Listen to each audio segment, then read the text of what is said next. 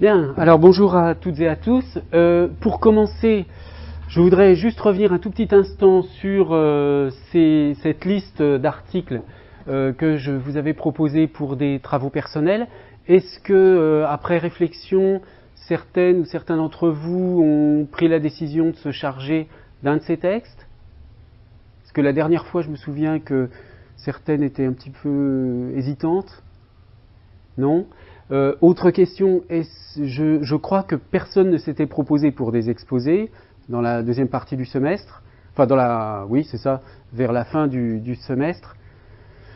Bon, c'est pas très grave parce que, comme vous le savez, il va y avoir des grèves là, début décembre. Donc bon, on verra si on peut travailler correctement et normalement, mais bon, finalement, c'est peut-être pas plus mal que personne ne s'engage à faire un exposé dans un séminaire qui peut-être n'aura jamais lieu. Donc, on verra bien. Alors, mais enfin, ne soyons pas pessimistes, peut-être que tout se passera bien et que nous pourrons faire court jusqu'aux vacances de Noël sans difficulté. Deux petites informations qui étaient affichées là il y a un instant. La semaine prochaine, nous avons une conférence qui est un petit peu, qui semble comme ça un petit peu hors du cadre du séminaire, donc de Dan van Remdonk, qui est un linguiste très connu de l'Université libre de Bruxelles, et qui est spécialiste de grammaire française, de linguistique française. C'est un élève de Marc Villemey, si certains d'entre vous connaissent la grammaire critique du français. Il y a eu un colloque la semaine dernière, c'était la semaine dernière ou il y a 15 jours, je ne sais plus, sur Marc Villemey justement, et oui non, c'était il y a 15 jours, sur son œuvre, disons. Et il va nous parler de la question de l'enseignement de la grammaire, en particulier à l'école, et ça rejoindra la question de l'analogie parce que ce sera un peu une discussion qui va se faire sans doute pendant l'exposé. Une partie de l'enseignement, enfin disons que pour moi en tout cas une large partie de l'enseignement de la grammaire et de la possibilité d'un apprentissage de la grammaire se fait par des analogies en réalité. Donc c'est ça le lien avec le contenu du séminaire, mais ce sera l'occasion de parcourir un peu toutes sortes de questions grammaticales qui seront vues sous un angle, si vous voulez, un peu simplifié, mais au moins qui vous donne un aperçu global de la grammaire du français. Et puis, je vous préviens tout de suite que, en raison d'une réunion à laquelle je dois assister et qui a lieu le lundi à 17h, 2 décembre, on ne pourra pas faire le séminaire le 2 décembre. Donc voilà, normalement, on aura la semaine prochaine et ensuite ce sera le 9. Alors, je m'étais donc aujourd'hui, puisqu'il n'y a pas spécialement normalement d'intervention de votre part, nous allons poursuivre notre réflexion sur le concept d'iconicité, mais le concept, disons, linguistique d'iconicité, dans la mesure où il existe aussi un concept, disons, plus sémiotique d'iconicité. Et je crois que je m'étais arrêté sur l'approche proposée par Jacobson, qui date donc d'un article de 1965 paru dans la revue Diogène, qui est une revue de philosophie, de linguistique, de littérature. Je dis ça pour les littéraires, qui a été dirigée par Caillois pendant un certain temps, enfin, même par d'Ormesson d'ailleurs. Bref, bon, donc c'est une des revues assez généralistes qui existe toujours d'ailleurs. Hein, et un petit mot sur Jacobson, donc qui est un très grand linguiste, qui a vraiment marqué la discipline par toutes sortes de travaux, aussi bien en phonétique, en phonologie, en poétique, en la question des fonctions du langage que tout le monde connaît. Enfin bref, voilà. Donc il était professeur de linguistique à New York, bien qu'il soit russe d'origine. Et puis il a travaillé à Harvard, au MIT. Et donc, on va s'intéresser à cet article de 1965 qui est inspiré des travaux de Peirce. Donc là, on va reprendre cette question qu'on avait vue sous l'angle de la critique de l'arbitraire du signe, mais cette fois-ci on la voit positivement. Donc, comme je vous avais dit la dernière fois en terminant le cours, plutôt que parler d'exception à l'arbitraire, on peut parler d'exception à l'analogie, et c'est l'arbitraire. Bon. Donc, ce sont deux façons différentes, très différentes, de présenter les choses. Je vous l'avais dit aussi, je le répète rapidement, soit on se situe du côté de la question de la transmission des langues et des conventions nécessaires, du caractère, disons, conventionnel, parce que ne reposant que sur la tradition. Donc des systèmes linguistiques, le caractère conventionnel, donc arbitraire si l'on veut, des signes linguistiques, soit on se place du point de vue de la systématicité du système, et là on a beaucoup plus de l'analogie au sens notamment de la motivation relative. Alors, la question de, disons, le point de vue de Jacobson, à l'époque, en 1965, était extrêmement original. Il consistait à utiliser les travaux d'un philosophe, Peirce, dont on va parler aujourd'hui, pour éclairer une question linguistique. Alors voilà comment il présente les choses. Il faudrait qu'on étudie le texte en détail, peut-être qu'on le fera à un moment donné. Je mettrai sans doute le texte complet de Jacobson sur le site du cours, pour ceux d'entre vous que ça intéresse. Alors, je lis donc cet extrait, et forçons-nous maintenant d'aborder la structure linguistique sous un aspect iconique, donc sous l'angle de l'iconicité, et de proposer une réponse à la question posée par Platon, donc dans le Cratyle, cette fameuse, donc là, on n'est pas revenu jusque-là, mais cette question de est-ce que les signes sont naturels ou conventionnels vient du début de la philosophie en réalité. Donc, en vertu de quelle sorte d'imitation, mimésis, la langue attache-t-elle le signifiant au signifié? Bon. Donc, cette façon de présenter les choses, vous voyez, la question posée, en vertu de quelle sorte d'imitation la langue attache-t-elle le signifiant au signifié, le simple fait, le présupposé de cette question, c'est qu'on a mis entre parenthèses l'arbitraire, là. Puisqu'on part de la question de se dire, voilà, on va se demander quel genre d'imitation justifie, en quelque sorte, les signifiants par rapport aux signifiés. Donc, on n'est plus du tout dans la perspective de l'arbitraire, on est dans cette autre perspective qui est celle de l'iconicité. Alors, cette perspective de l'iconicité, le terme d'iconicité, le concept d'icône tel qu'il est employé par Jacobson, vient donc de Peirce.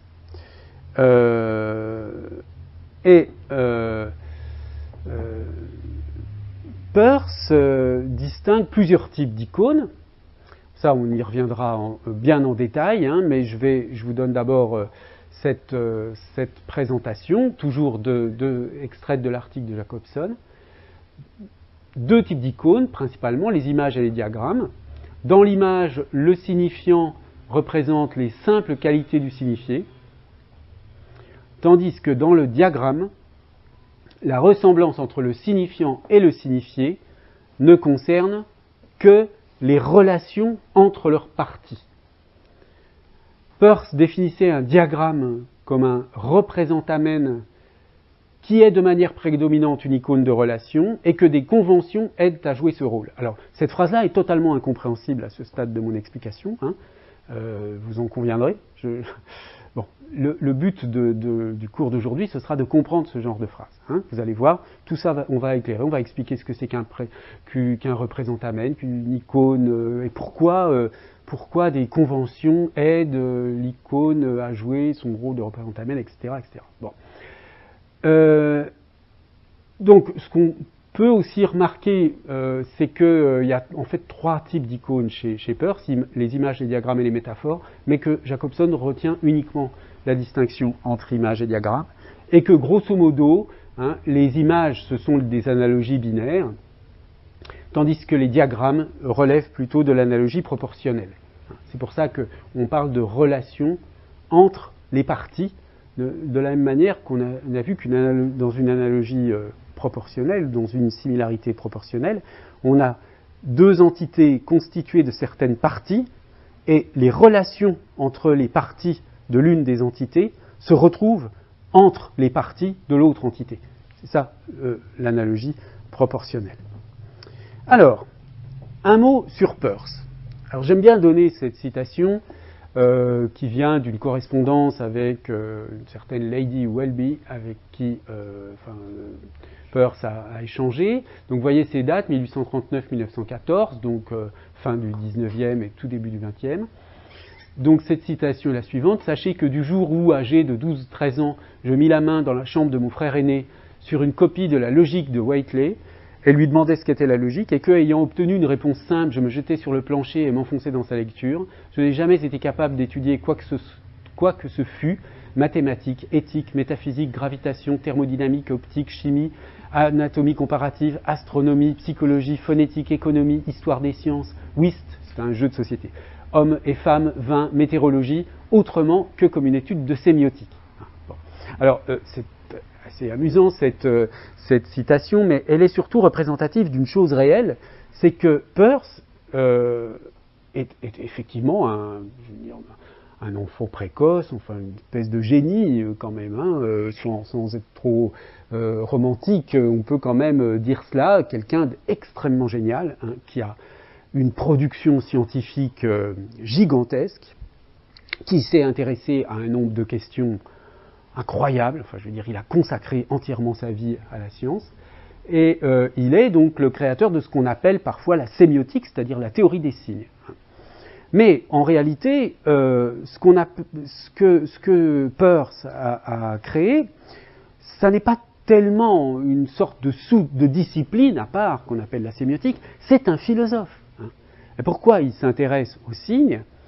Mais il s'y intéresse tout simplement parce que son point de départ comme philosophe, si vous voulez, ce qu'il a en quelque sorte créé dans l'histoire de la philosophie, c'est cette idée que on ne peut pas penser sans le secours des signes. C'est-à-dire qu'on a besoin de signes pour penser. La pensée, c'est une manipulation de signes. Donc forcément, si je pars de l'idée que la pensée, c'est de la manipulation de signes, qu'on ne peut pas penser sans le secours des signes, eh bien, en tant que philosophe, pour étudier la pensée humaine, je vais étudier des signes, je vais étudier des choses en tant que signes. D'accord ? D'où l'importance de la sémiotique. Mais la sémiotique, ce n'est pas une sorte de discipline particulière, c'est une sorte de point de vue en philosophie, finalement. Hein. Bon, alors bien sûr, dans l'histoire des idées, la sémiotique est devenue une discipline autonome avec des spécialistes de cette discipline. Il y a une association internationale de sémiotique, il y a des gens dont le métier est d'être sémioticien.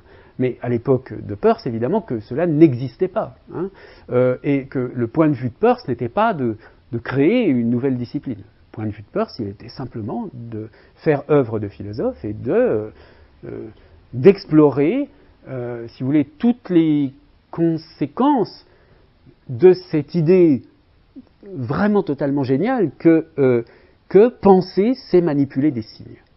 Rien d'autre. Alors d'où son intérêt pour toutes sortes de disciplines. Alors évidemment, bon, on ne va pas faire la biographie de Peirce, mais comme souvent, je ne sais plus, il y a une formule de Jacobson comme ça, disant que Peirce était tellement génial qu'aucune université n'a jamais trouvé de poste pour lui. Et en effet, il n'a jamais pu être recruté à l'université. Il était employé dans ce qu'on appelle un institut de géodésie. Donc voilà, c'était un employé assez moins obscur, mais qui publiait quand même des choses et qui était très ami avec le grand psychologue James, William James, hein, le frère de Henry James, donc est fondateur aussi d'un courant qu'on appelle la pragmatique, etc. Donc, chose très curieuse, un type complètement génial, très marginal par rapport à l'institution, et qui a créé une œuvre qui n'est toujours pas complètement éditée. Hein. Il y a un projet d'édition qui s'appelle Collected Papers. D'ailleurs, souvent dans les références sont données avec CP, ça signifie Collected Papers. Et il y a une édition américaine qui est encore en route pour publier tout ce qu'il a écrit.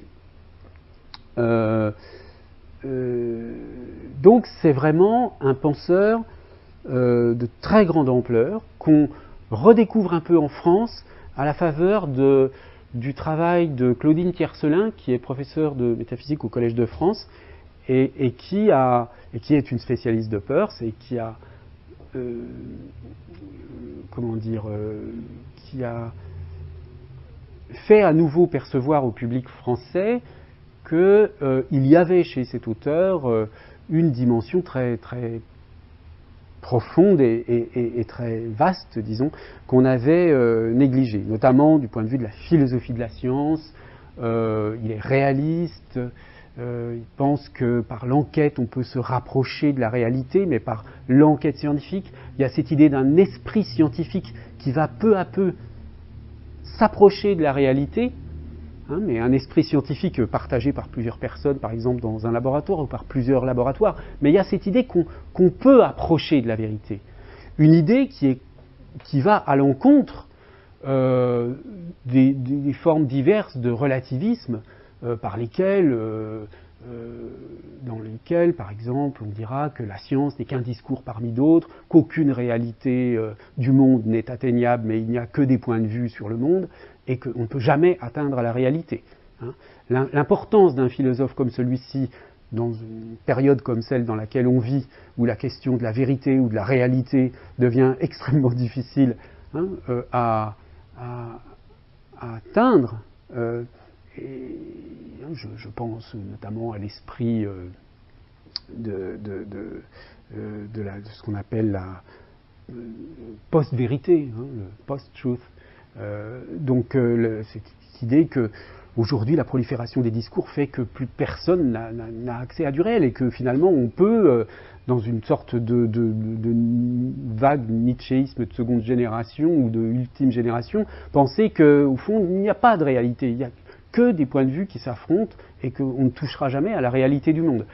Avec un auteur comme Peirce, il y a cette idée qu'on s'en approche quand même de la réalité. Bon, ce qui est évidemment beaucoup plus, moi, pour ma part, enfin, je trouve beaucoup plus raisonnable. Hein. C'est-à-dire que s'il n'y avait pas de réalité, si tout n'était que des discours, par exemple, on n'aurait jamais vu d'évolution de la médecine. Je veux dire, il y aurait encore des gens qui penseraient que, je sais pas moi, on peut se soigner en faisant des saignées. Bon, chose qu'on faisait au XVIIe siècle, par exemple.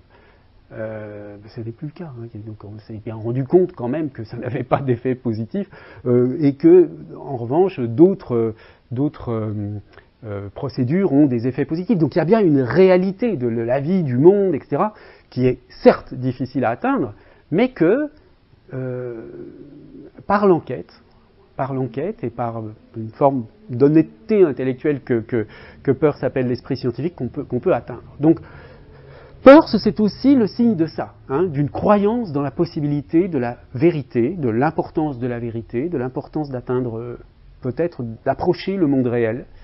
Et donc, voilà, c'est une forme de réalisme, donc, hein, pour le dire en un mot. Alors, on va donc travailler.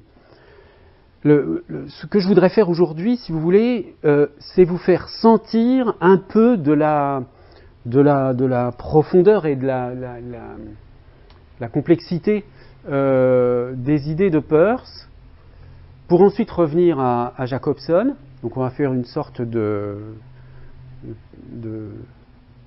j'allais dire de parenthèse, mais c'est pas une parenthèse parce que c'est important. Donc on va passer par Peirce pour revenir à Jacobson ensuite, parce qu'il y a une énorme réduction dans Jacobson. Sa façon d'utiliser Peirce est une façon légitime, pourquoi pas, hein, mais en réalité, il ne prend de Peirce, on ne perçoit pas du tout, si vous voulez, toute la cohérence de l'appareil conceptuel initial de Peirce quand on ne lit que ce que Jacobson en a fait. Donc il faut revenir à voir un peu aussi précisément qu'on peut. C'est très compliqué, donc moi-même je vais le simplifier ici tout en vous disant des choses quand même un peu compliquées, mais ce sera quand même une simplification.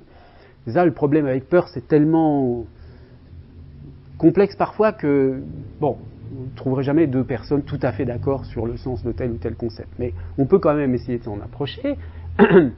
Et ensuite, donc, on reviendra à des choses plus simples chez Jacobson, qui sont plus simples parce qu'elles sont opératoires en linguistique.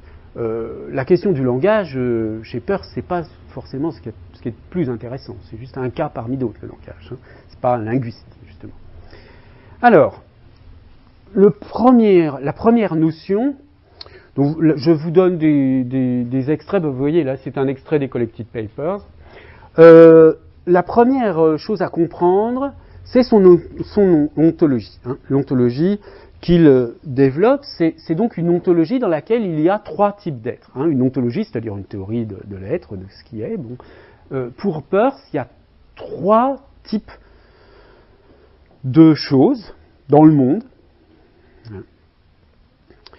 Trois types de choses qui relèvent de trois, on pourrait dire de trois ordres, qui sont la priméité, on traduit en français firstness, la secondéité, secondness, et la tiercéité, thirdness, qui sont les trois types d'êtres pour Peirce. Alors, qu'est-ce que c'est que la priméité ? Donc, dans cette définition, je traduis, c'est le mode d'être de ce qui est ce qu'il est, positivement et sans référence à quoi que ce soit d'autre. Donc, vous voyez, du point de vue purement conceptuel, hein, on a l'idée que c'est du côté de l'un, hein, priméité, il y a une chose qui se définit par elle-même sans référence à rien d'autre. Hein. Pour l'instant, on peut laisser les choses dans l'abstrait comme ça et on verra comment ça se concrétise un petit peu après. La secondéité, tout naturellement, c'est le mode d'être de ce qui est tel qu'il est, en regard avec un second, mais pas avec un troisième. Donc la secondéité, c'est quelque chose qui existe par rapport à autre chose. Donc la priméité, c'est quelque chose qui existe tout seul, sans référence à rien d'autre. La secondéité, quelque chose qui existe par rapport à autre chose. Et la tiercéité, c'est l'idée qu'il y a trois choses, mais en général, c'est tout simplement une chose, une autre, et un troisième élément qui est leur relation.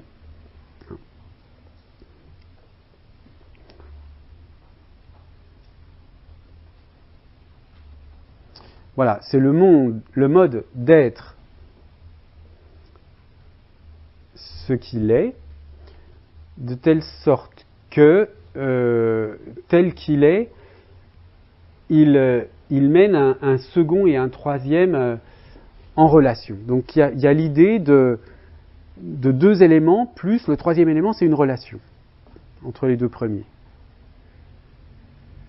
Bien, alors voyons maintenant le premier exemple typique de tiercéité qui nous intéresse, c'est le signe. Alors ça, c'est la définition, là j'ai traduit, hein, classique du signe selon Peirce, enfin classique. C'est une des définitions qu'on trouve du signe selon Peirce. Alors, un signe ou représente amène, alors attention, le mot signe est utilisé, c'est un petit peu comme chez Saussure, tantôt au sens de signifiant, tantôt au sens de signe dans sa totalité.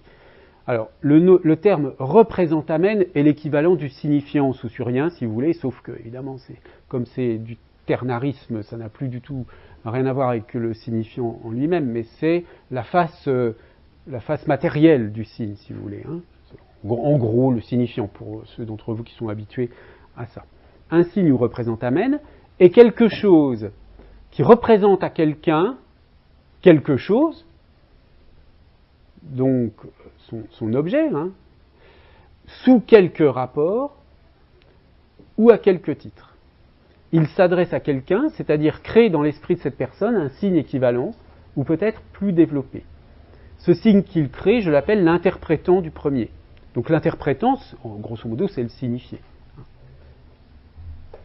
Le signe représente quelque chose, son objet.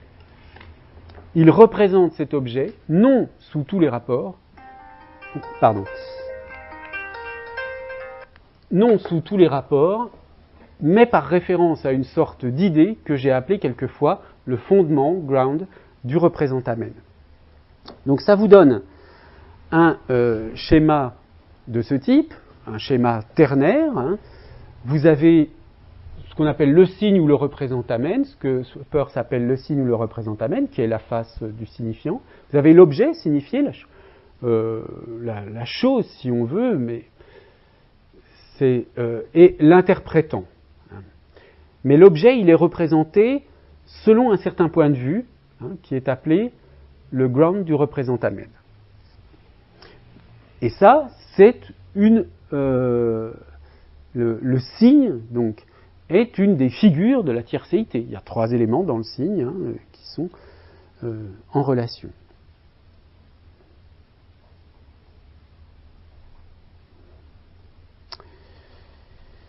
Ok, alors, à partir de là, on peut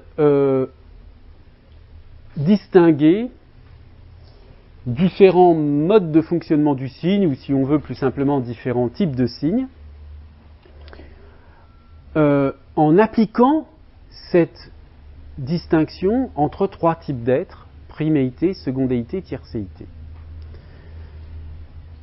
Simplement, ce qu'on va constater et qui justifie cette classification un petit peu complexe de Peirce, c'est que on va reconduire 2 fois cette distinction.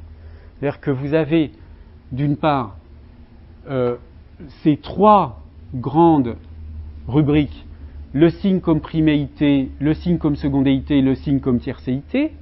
Donc, si on considère le signe du point de vue de la priméité, c'est-à-dire qu'on considère le signe en lui-même, hein, le représentamen en lui-même, si on voit le signe comme une secondéité, on voit le signe, c'est-à-dire le signifiant, ou le représentamen, on voit la relation entre le représentamen et l'objet, hein, ou entre le signe et l'objet, d'accord ?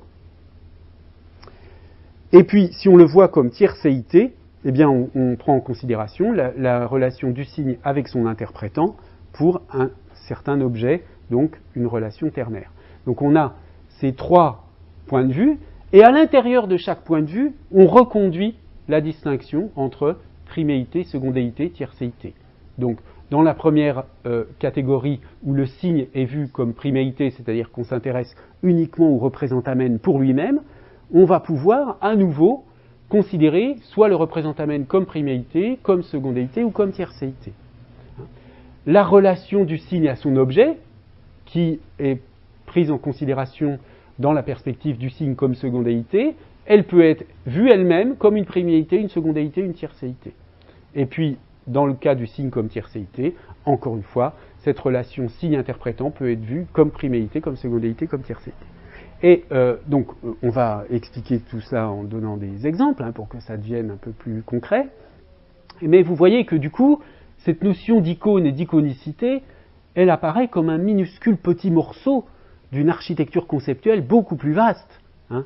Donc si on veut vraiment comprendre ce que Peirce envisageait sous le concept d'icône, il faut quand même avoir une idée de l'ensemble dans lequel cette notion s'insère. Alors, pour expliquer ces 3 grandes catégories ontologiques, on va se servir j'ai repris là des citations d'un site qui est bien fait, enfin je veux dire qui a vraiment une très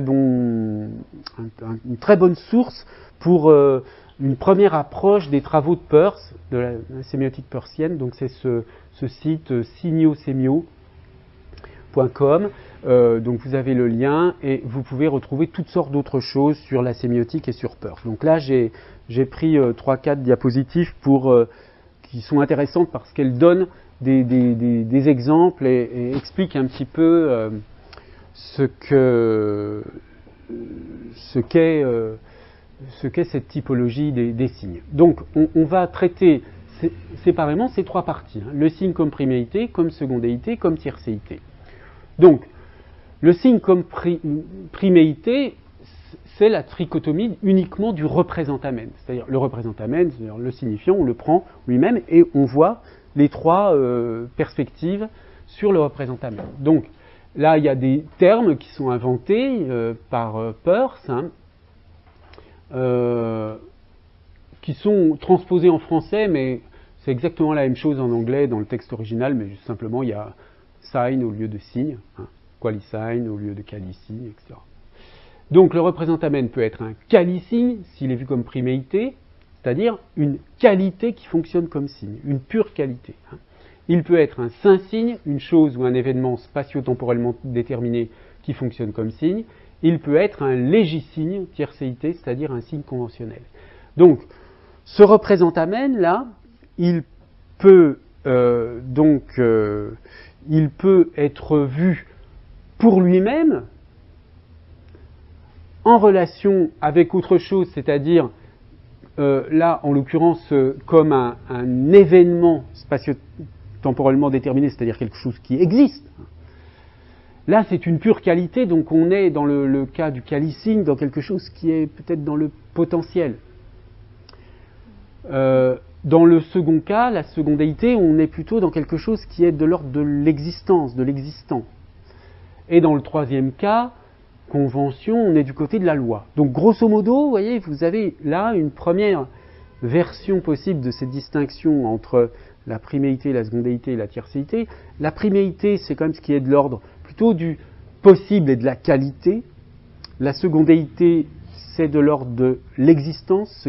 Pourquoi de l'ordre de l'existence? Parce que quand les choses existent dans le monde, elles imposent une interaction, une relation avec autre chose. C'est-à-dire quelque chose, un objet qui existe dans le monde, par exemple, il se cogne à d'autres objets. Hein.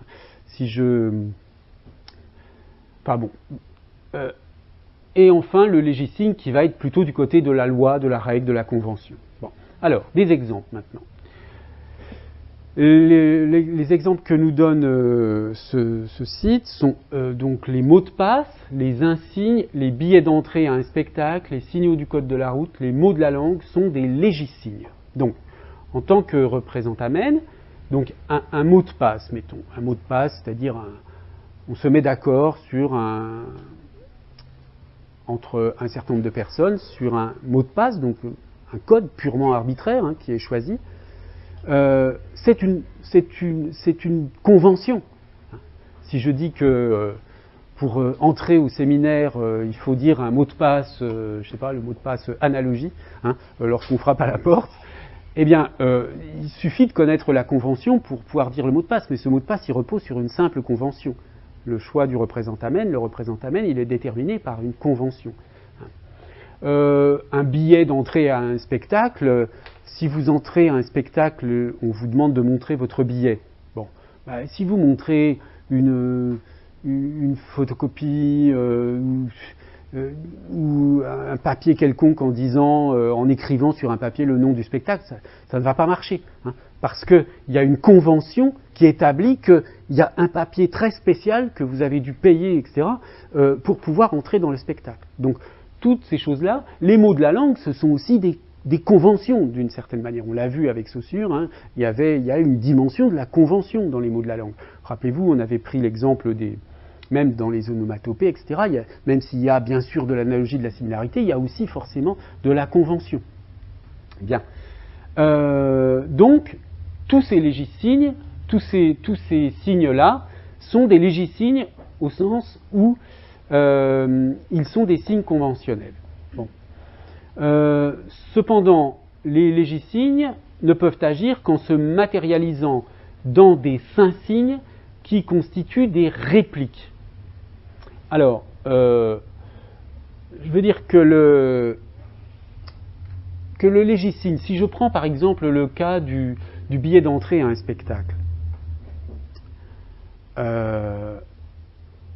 les billets d'entrée à un spectacle, en principe, ils sont à peu près tous identiques, sauf que éventuellement il peut y avoir un numéro de place un peu différent.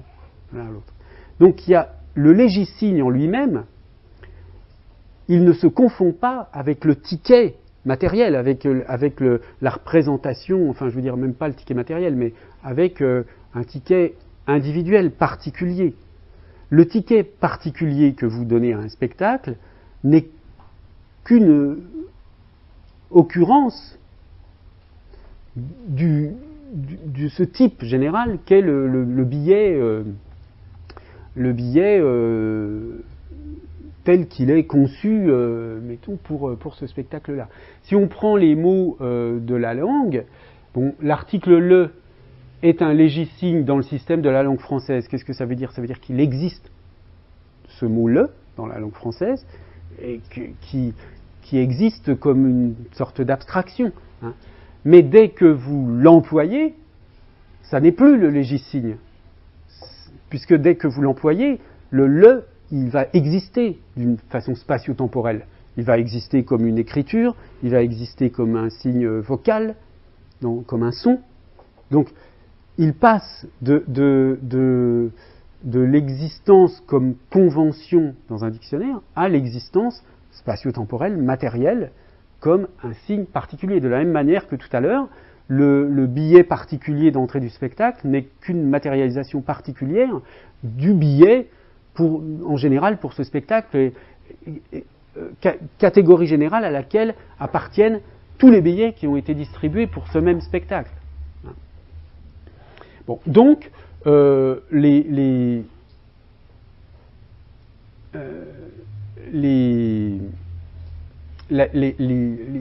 matérialisations de ces légisignes sont nécessaires pour leur existence à ces légisignes. Et ce sont ces matérialisations qui sont des saint-signes. D'accord ? La matérialisation du légisigne. Et ensuite, la matérialisation par le saint-signe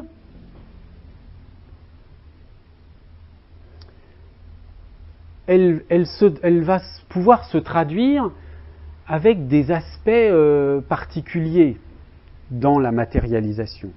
Bon, reprenons l'exemple d'un mot du dictionnaire, un mot quelconque, hein, pas forcément le mot le, mais prenons le mot table. Bon, le mot table, il existe en français, ce mot.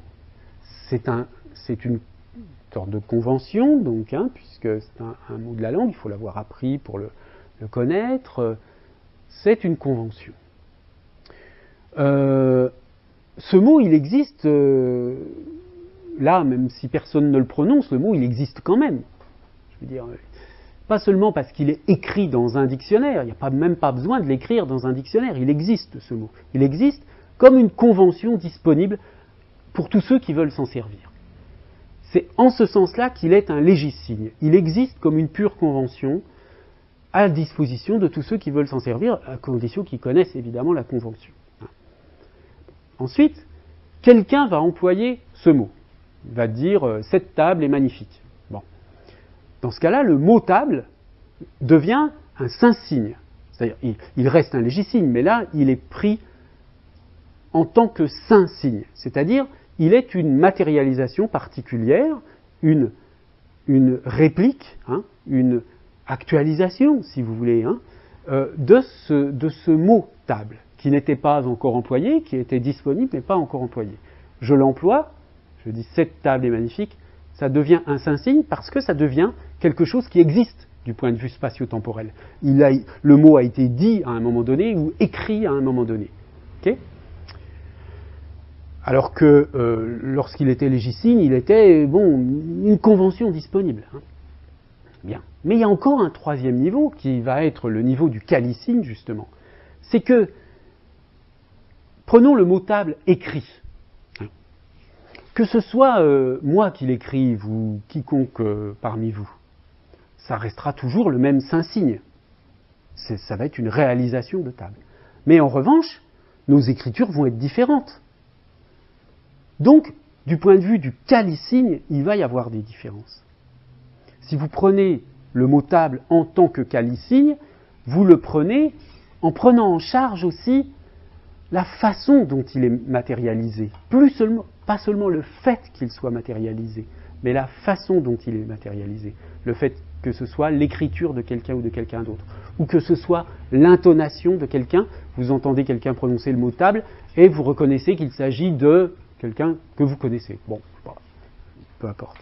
En fonction de l'intonation, par exemple. Vous reconnaissez, et là, que, par exemple, le mot table est prononcé avec une intonation qui évoque la colère, la joie, etc. Hein, une intonation qui évoque quelque chose. Cette intonation qui évoque la colère, la joie, etc., elle n'est pas attachée au mot table. Enfin, vous me direz, table, c'est pas un très bon exemple pour parler de l'intonation, mais on pourrait prendre l'exemple du mot enfin, mais je le reprends tout à l'heure, parce que c'est un exemple classique de Saussure où il dit que le mot enfin peut avoir toutes sortes de valeurs différentes selon l'intonation avec laquelle il est prononcé. Hein. Vous pouvez dire enfin tu arrives, bon, avec une forme d'exaspération. Vous pouvez dire enfin j'y suis arrivé avec une joie, enfin bref quoi. Il y a toutes sortes d'intonations, ou alors avec un doute, il est étudiant enfin quand il a envie, bon ouais. Donc il y a toutes sortes de sens possibles du mot enfin que vous faites varier simplement avec l'intonation. Hein. Donc ça, c'est un peu ambigu parce que la variation elle est au niveau du calicing, mais en fait c'est au niveau du calicing que vous allez obtenir quand même des légisignes un peu différents. Celle-là c'est tout le problème de la polysémie, ça nous éloigne du sujet. Donc en gros vous avez alors pour que la qualité fonctionne comme signe, dans le calicing, il faut par exemple que le mot écrit, eh bien, ce soit par exemple l'écriture de quelqu'un que vous connaissez, vous le reconnaissez. Donc, à ce moment-là, c'est l'écriture elle-même qui devient un signe. C'est plus juste le mot écrit, table, ou quel que soit le mot, donc au niveau du saint-signe, qui est considéré. Hein. Donc, pour récapituler, vous avez le niveau du légisigne, qui est le niveau de la convention, du mot qui existe, qui est disponible. Ensuite, le mot, cette convention, elle est réalisée dans une certaine occurrence, hein, c'est le mot signe utilisé, le mot table utilisé à l'écrit, à l'oral, peu importe, mais du coup qu'il soit utilisé à l'écrit ou à l'oral, il existe ce mot d'une manière spatio-temporelle. Hein. Donc, enfin, vous avez la dimension du calicine, c'est-à-dire le mot pris en quelque sorte dans ses qualités matérielles, hein, en tant que son ou en tant qu'écriture, et qui peut éventuellement donner une indication supplémentaire. Alors ça, c'était la trichotomie du représentamen. Maintenant, c'est celle qui peut-être nous intéresse le plus, bien que cette notion qu'on vient de voir là, de calicine a quand même quelque chose à voir aussi peut-être avec le symbolisme phonétique ou avec des choses de ce genre-là, mais enfin, bref, passons. La deuxième trichotomie, qui va nous intéresser plus directement parce que c'est là qu'est introduit le concept d'icône, c'est la trichotomie de l'objet. Donc, cette fois-ci, on ne considère plus le représentamen en lui-même, ce qu'il est. Est-ce que le représentamen est une convention, est une réplique ou est une matérialité? Mais on s'intéresse à la trichotomie de la relation entre le représentamen et l'objet. Donc, la relation entre le représentamen et l'objet, elle peut être de trois sortes selon qu'on est dans la priméité, la secondéité ou la tiercéité. La première façon, quand on est du point de vue de la priméité, c'est de considérer que le signe renvoie à son objet de façon iconique, parce qu'il ressemble à son objet. Hein, une ressemblance avec l'objet. Donc cette notion de ressemblance, vous voyez, ce qui est intéressant si on s'intéresse, ce qui est intéressant pour quelqu'un qui met l'analogie, la similarité au premier plan, c'est qu'ici, cette notion de ressemblance, de similarité, elle est associés au concept de priméité. Alors on va voir que c'est un peu problématique, hein, mais on va déjà poser les choses telles qu'elles sont présentées ici. Donc, ça c'est la relation entre le signe et l'objet. Donc, si vous voulez, entre le représentamen et l'objet. Hein. C'est vrai qu'il faut toujours avoir en tête que signe, parfois, est utilisé avec le sens de représentamen. Et parfois pour désigner l'ensemble entre le représentamen, l'objet et l'interprétant.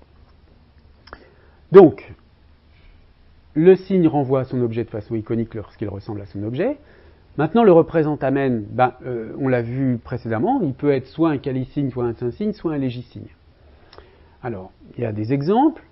Le sentiment produit par l'exécution d'un morceau de musique est l'icône de ce morceau de musique. Alors, bon, c'est pas évident à comprendre ça, mais c'est aussi, ça fait partie des choses les plus subtiles, hein, cette dimension du qualisigne qu'on trouve chez Peirce. C'est un peu l'équivalent de ce qu'on trouve chez William James, justement, sous le terme de feeling en anglais. Hein, ce qu'on appelle aussi parfois aujourd'hui les qualia, c'est-à-dire les pures impressions. Hein. Donc le sentiment produit par l'exécution d'un morceau de musique est l'icône de ce morceau de musique. Alors, ça présuppose dans cet exemple, hein, qu'il y a une sorte de ressemblance entre ce sentiment et le morceau de musique. Bon. Dans ce cas-là, le sentiment, c'est un qualisigne. Bien. Deuxième exemple, le portrait d'une personne, alors là c'est plus simple, est l'icône de cette personne. Le portrait d'une personne, c'est un synsigne.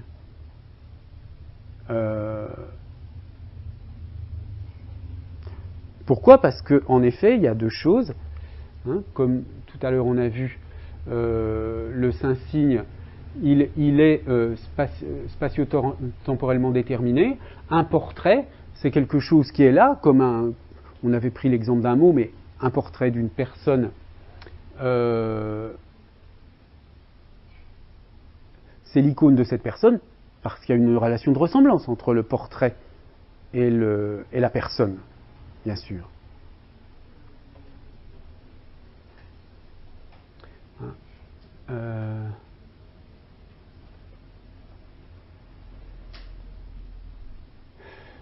De même, une maquette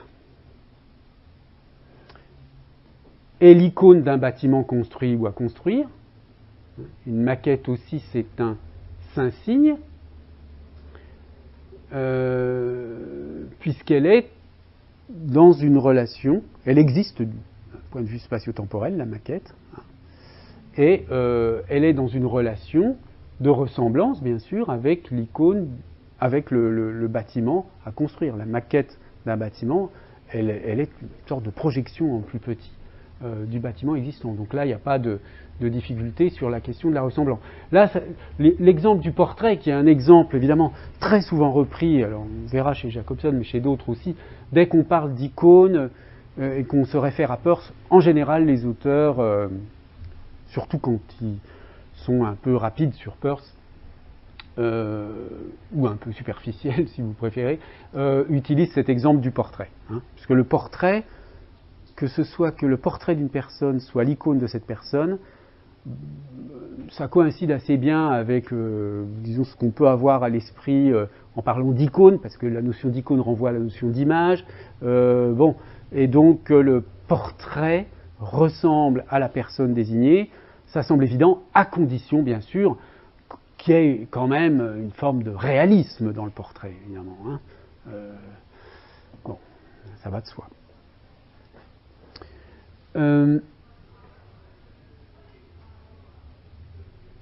Alors, j'en étais au troisième exemple. Le dessin d'un vers est l'icône d'un vers. Hein, c'est aussi un synsigne, un dessin. C'est l'icône d'un vers. Oui, s'il ressemble. Mais, placé sur une caisse, il entre dans le code des pictogrammes. et devient une réplique du légisigne qui signifie fragile en représentant iconiquement une espèce, un ver, du genre les objets fragiles. Donc, ici, on montre comment un saint-signe devient un légisigne, c'est-à-dire, alors ça je ne sais pas si c'est encore, si on trouve ça encore aujourd'hui, mais on peut facilement imaginer qu'une icône d'un ver soit présentée sur un carton pour dire que ce sont des objets fragiles à l'intérieur. Dans ce cas-là, ça n'est plus simplement le dessin d'un ver, c'est certes, on reconnaît un ver, donc iconiquement, donc c'est bien quelque chose qui est un saint-signe et un saint-signe iconique, mais il devient un légisigne s'il a une valeur générale pour désigner toutes sortes d'objets fragiles. Bien, donc ça, c'est le signe iconique. Vous voyez qu'il n'y a pas du tout là d'exemple lié au langage, mais on pourrait dire que l'onomatopée est un exemple de signe iconique. Deuxième type de relation entre le représentamen et l'objet, l'indice. Le signe renvoie à son objet de manière indicielle. Et ça, c'est le cas lorsque le signe est réellement affecté par cet objet. Donc, par exemple, la girouette, là aussi, c'est un exemple très classique.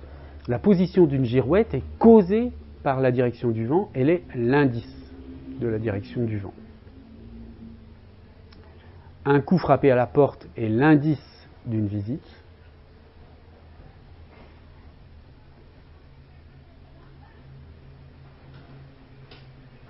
Donc, vous voyez, vous avez le... Oui. Oui, pas de problème. Oui, d'accord. Je vous en prie, au revoir. Donc, un signe renvoie d'une manière indicielle lorsque il est réellement affecté par cet objet. Donc, par exemple, si je prends la girouette comme signe du vent, d'accord ? Le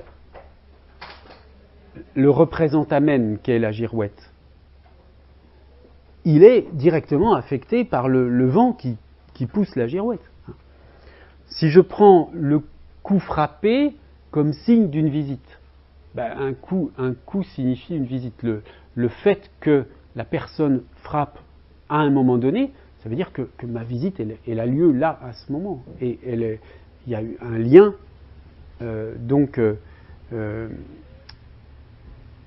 direct entre un événement spatio-temporel à un moment donné et puis l'efficacité du signe. Le symptôme d'une maladie est l'indice de cette maladie.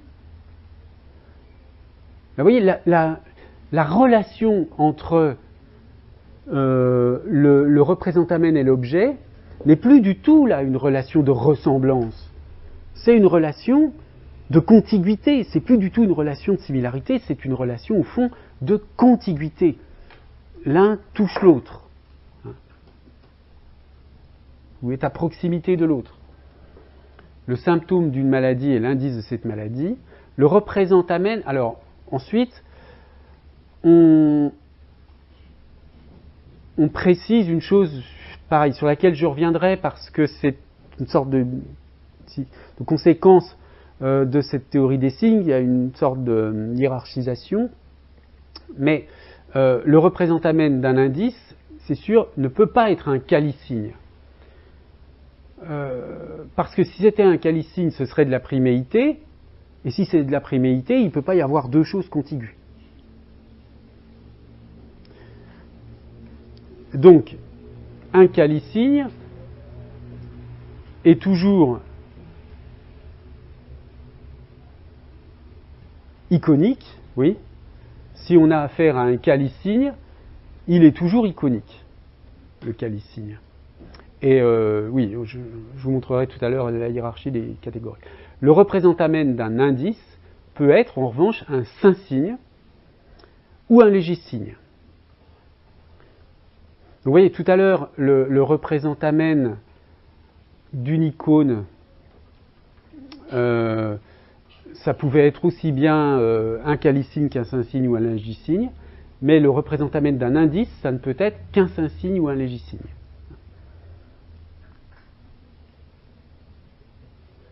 Donc, un saint-signe, c'est-à-dire, là on a vu les exemples hein, tout à l'heure, là, de l'indice, la girouette la position de la girouette qui est causée par la direction du vent, le coup frappé à la porte qui est l'indice d'une visite, ça ce sont des saint-signes hein, qui existent à un moment donné, mais ça peut être aussi le légicigne, comme les déictiques ou embrayeurs, hein, ceci, alors lorsque je dis ou lorsque je dis ici, j'utilise un légicigne puisque ce sont des mots de la langue. Hein, ce sont des mots de la langue, donc ce sont des légisignes comme tout à l'heure le mot table, le mot le, etc. Ce sont des mots qui existent en vertu d'une certaine convention.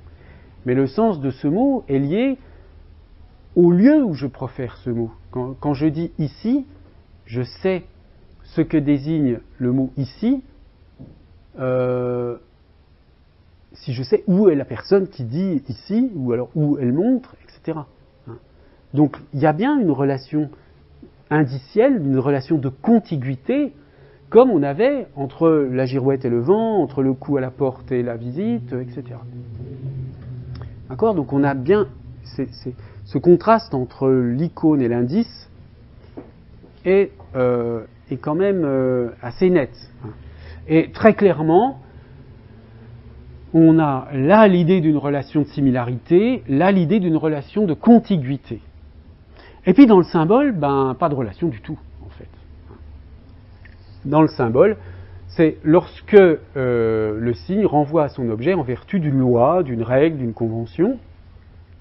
Donc on l'a dit tout à l'heure, un mot de passe, un ticket d'entrée à un spectacle, un billet de banque, les mots de la langue sont des symboles. Donc vous voyez, pour Peirce, il n'y a pas de problème, les mots de la langue sont des symboles. Ils ne s'intéressent pas du tout à la question. Alors curieusement, après, évidemment, ça pose un peu un problème, qu'on ait appelé symbolisme phonétique les cas où justement il y a une ressemblance entre sens et signifiant, puisque le terme de symbole était utilisé par Peirce pour dire précisément qu'il n'y a pas de relation. Bon, donc ça c'est toute la valse de la terminologie en sémiotique et en linguistique, mais enfin peu importe. Ici, le terme de symbole, il a cette idée que le fait que tel représentamen soit associé à tel objet vient simplement d'une convention, d'une loi, d'un accord entre plusieurs personnes. Ça n'est plus une contiguïté, ni une ressemblance, c'est une simple loi. Bon. Cette loi, cette règle symbolique, elle peut avoir été formulée a priori, par convention, ou s'être constituée a posteriori, par habitude culturelle. Le représentamen d'un symbole est nécessairement un légicigne.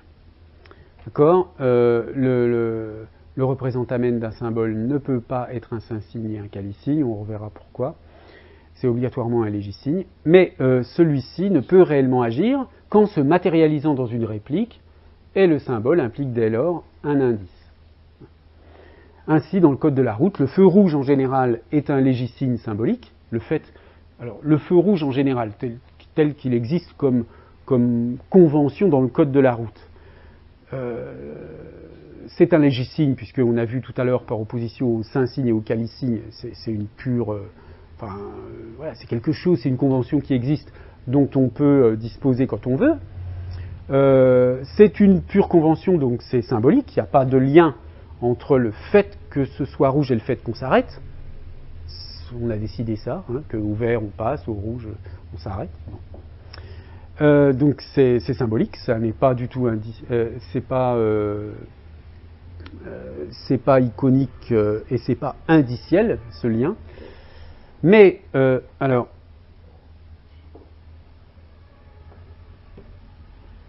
le feu rouge, mais chacune de ces répliques en contexte constitue un saint-signe indiciel. Alors, en revanche, oui, si je mets un feu rouge à un endroit donné,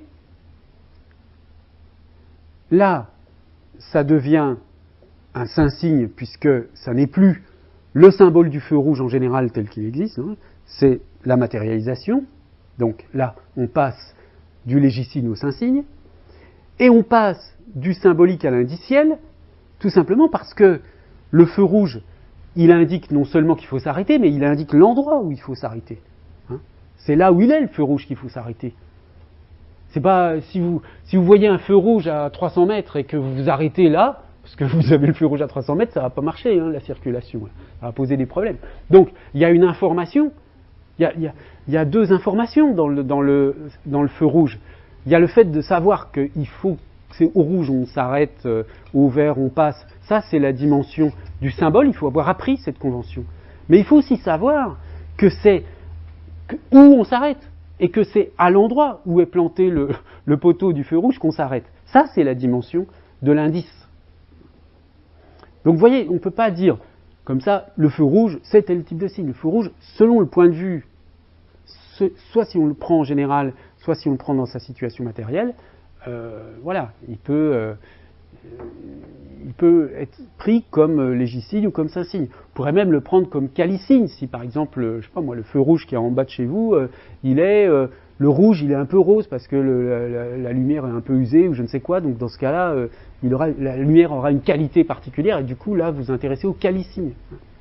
On pourrait imaginer d'ailleurs un artiste contemporain qui fait une exposition qu'avec des photos de feux rouges, par exemple, pour montrer la diversité des rougeurs de ces feux. Voilà. Bon, bref. Voilà donc pour la trichotomie de l'objet. Alors, attendez, il est 18 heures. On va ensuite passer donc à la trichotomie de l'interprétant. Mais comme je vois qu'il est 18h et il faut que je fasse une petite chose, on va faire une petite pause là et on reprend dans 5-10 minutes. Voilà, alors, on va reprendre. Hein, j'en étais donc à la trichotomie de l'interprétant. Bon, ça, je vais vous en parler une fois, mais on ne va pas tellement le développer parce que ça nous concernera moins directement. Mais de la même manière que dans les deux cas précédents, on a une trichotomie de l'interprétant avec 3 cas. Donc on appelle ici rem, d'ici-signe ou signe dissent et argument. Donc, comme toujours, hein, priméité, secondéité, tiercéité. L'interprétant rématique, c'est une priméité. Alors là, on est au niveau, si vous voulez, plus de la proposition, presque. Hein. On passe au niveau de la proposition, c'est-à-dire quelque chose est dit de quelque chose. Alors dans la priméité, si on a une seule chose, on a en quelque sorte que le prédicat. Hein. C'est-à-dire, voici la façon dont les choses sont présentées toujours sur le site Signio-Semio. L'interprétant rématique a une structure de priméité. Il ne fait donc appel à rien d'autre pour repérer la relation du représentamen à l'objet qu'aux qualités du représentamen. Hein, donc on prend en considération uniquement les qualités du représentamen, qui sont aussi les qualités de toute une classe d'objets possibles. Donc le rem n'est ni vrai ni faux, il équivaut à une variable dans une fonction prépositionnelle, il fonctionne comme un blanc dans une formule, un vide à remplir pour répondre à un questionnaire, quelque chose, un X est rouge. Hein. Donc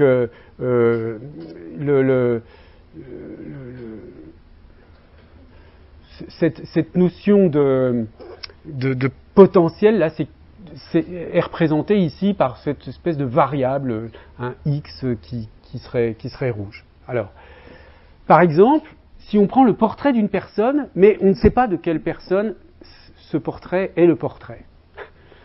Donc c'est un portrait de X, quelque sorte. Hein. Ça n'est pas le portrait de quelqu'un. Donc à ce moment-là, on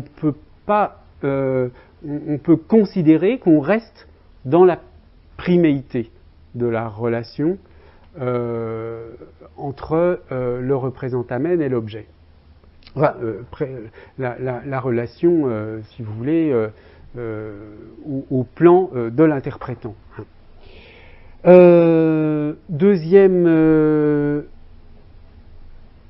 Donc voilà, ce portrait d'une personne sans autre indication représente toute une classe d'objets, les personnes ressemblant à ce portrait. Il s'agit d'un saint-signe iconique rématique Alors, si on considère le portrait lui-même, il est un Saint-Signe puisqu'il est un objet existant. Il est iconique parce qu'il ressemble à une personne, mais comme on ne sait pas à qui, c'est rématique. Bon. Mais si le portrait est considéré dans un contexte accompagné de l'indication du nom de la personne, par exemple sur le passeport, le niveau d'interprétation change, on passe à la secondéité, donc le Saint-Signe indiciel, mais cette fois-ci dissent. Donc il y a 6 classes de processus sémiotiques rématiques, on verra ça tout à l'heure. Ensuite, le deuxième cas, qui vient d'être illustré par cette situation du portrait avec un nom, le dissent-signe est un signe interprété au niveau de la secondéité, il fonctionne comme une proposition logique. P et Q, f de x, etc., qui met en relation des constantes. Un sujet, c'est-à-dire ce dont on parle, et un prédicat, c'est-à-dire ce qu'on en dit. Et elle peut être vraie ou fausse, alors que tout à l'heure, l'interprétant rématique ne pouvait pas être vrai ou faux. Par exemple, le portrait d'une personne avec l'indication du nom de cette personne est un Saint-Signe indiciel dissent. L'interprétant de ce signe correspond en effet à la proposition « cette personne représentée est un monsieur un tel ».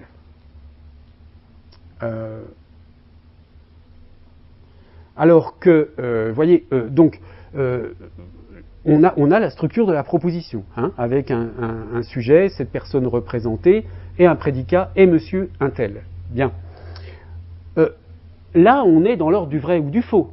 C'est-à-dire que si je montre un portrait, si je dis, voilà, je sais pas moi, le portrait, cette personne représentée est Charles de Gaulle, et puis que je montre, je sais pas moi, le portrait d'Emmanuel Macron, ça va être faux.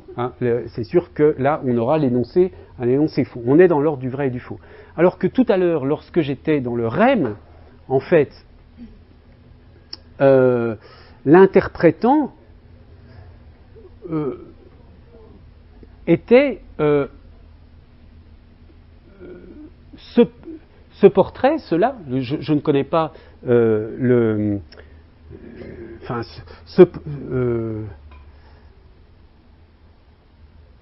pour reprendre le parallèle, cette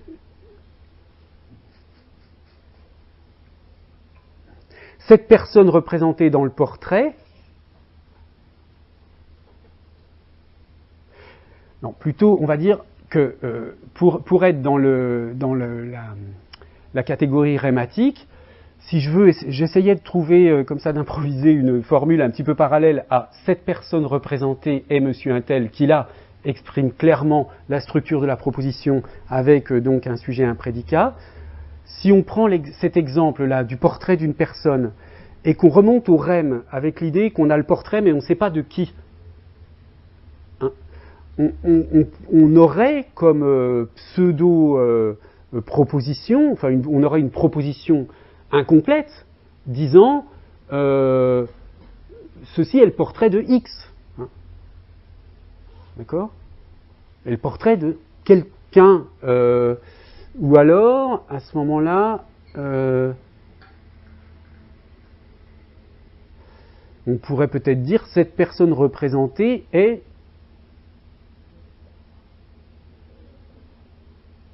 X.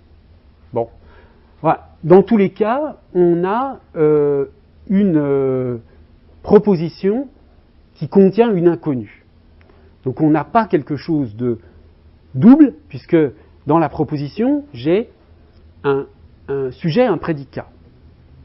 Donc je suis dans j'ai deux choses, un sujet, un prédicat. Donc je suis bien dans la secondéité, ce qui explique pourquoi j'ai le dissits-signe.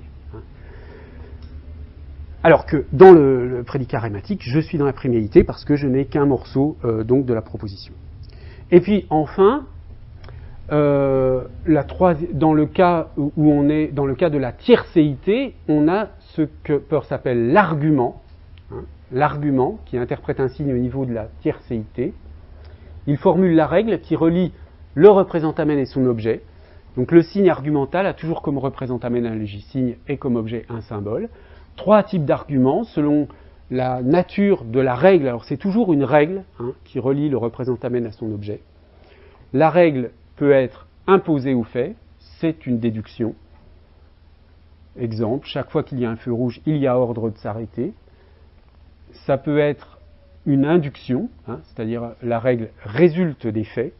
Chaque fois qu'il y a de la fumée, il y a du feu. Là, vous voyez qu'on est à nouveau dans une relation là, de contiguïté, encore, entre la fumée et le feu. Et l'argument peut consister à découvrir, sous la forme d'une hypothèse, une règle susceptible d'expliquer un fait. Donc à partir du moment où je suis dans l'hypothèse, dans le possible, etc., à nouveau je reviens du côté de la priméité. Donc c'est ce que Peirce appelle l'abduction. Alors l'exemple c'est le suivant.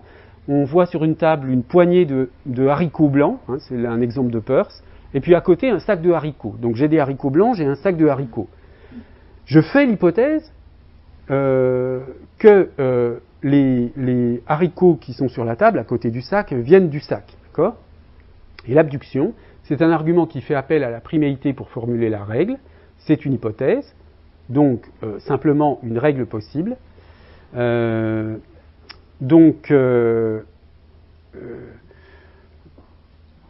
Ici, on peut se tromper.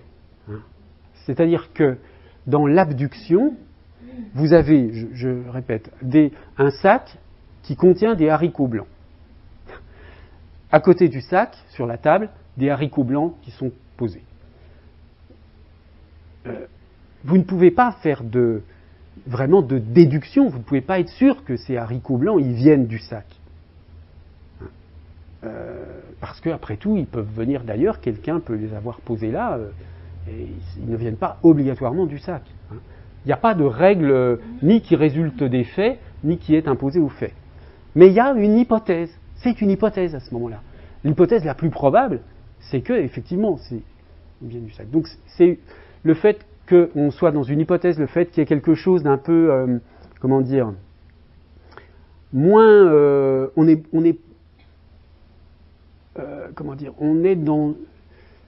dans un fait qui est beaucoup plus loin de la notion de loi, bien qu'il y ait c'est compliqué, mais bien qu'on ait quand même une généralité, parce que dans toutes sortes de situations du même genre, je vais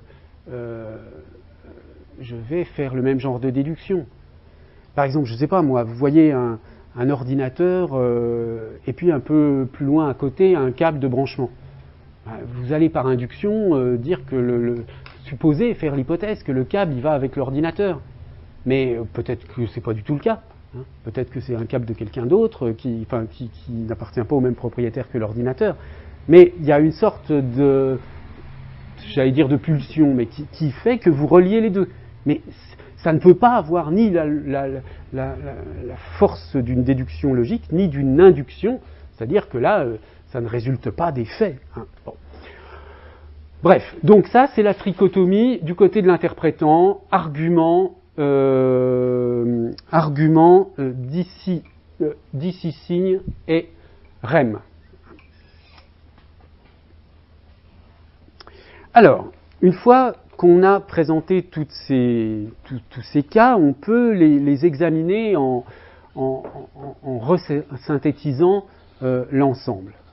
Donc, vous avez le type ontologique du signe dans sa globalité. Le signe, c'est soit une priméité, soit une secondéité, soit une tiercéité. Ou alors il est pris comme une priméité, comme une secondéité, comme une tiercéité. Comme je vous l'ai dit à plusieurs reprises, quand on est du côté de la priméité, on est du côté du possible, de la qualité pure, de la sensation, du feeling, des choses comme ça.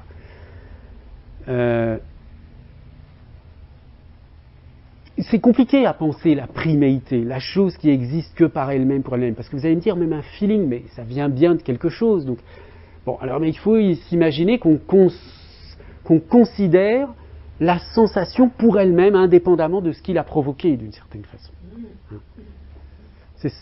C'est ça la priméité, c'est de l'ordre du possible. Bon. Par opposition à la secondéité, qui est de l'ordre du fait, de l'existence de la dimension spatio-temporelle, et de la tiercéité qui est dans l'ordre de la loi ou de l'habitude. Okay ? Donc, à l'intérieur de ces rubriques, vous avez donc la priméité, la secondéité, la tiercéité qui évoquent le signe soit pris en lui-même, soit la relation signe-objet, soit la relation signe-représente-amène par l'intermédiaire de l'objet. Hein, donc, enfin, la relation signe-représente-amène, je veux dire la relation entre l'interprétant et le représente-amène à l'intérieur via l'objet, c'est ce que je résume en disant signe ici.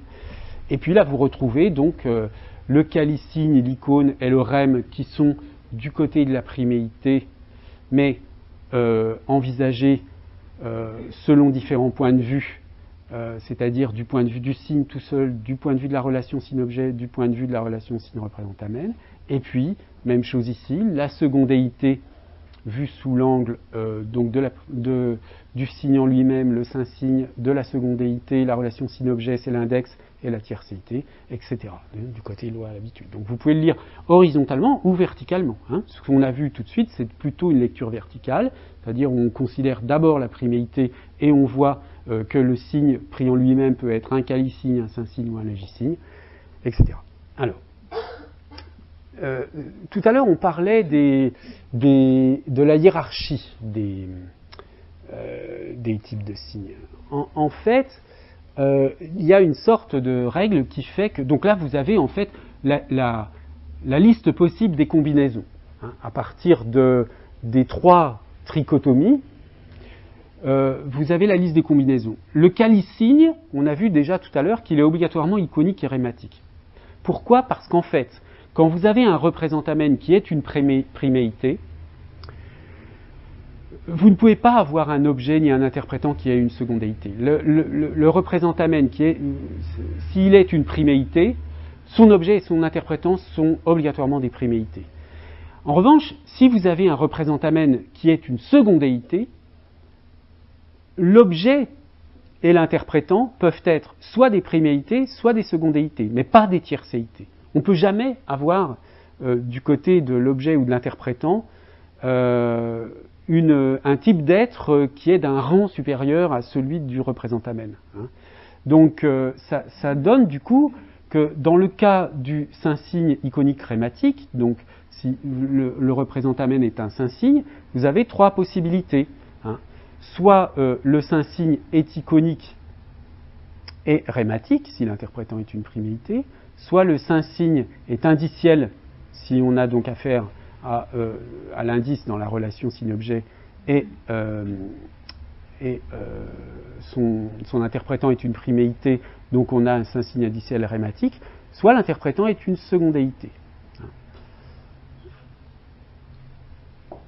Là, de même, on ne peut pas avoir un objet qui serait une priméité et un interprétant qui serait une secondéité. Hein. Dans l'ordre des choses, il y a toujours. Bon, et ce qui fait que les légisignes, il y a une beaucoup plus grande variété de légisignes.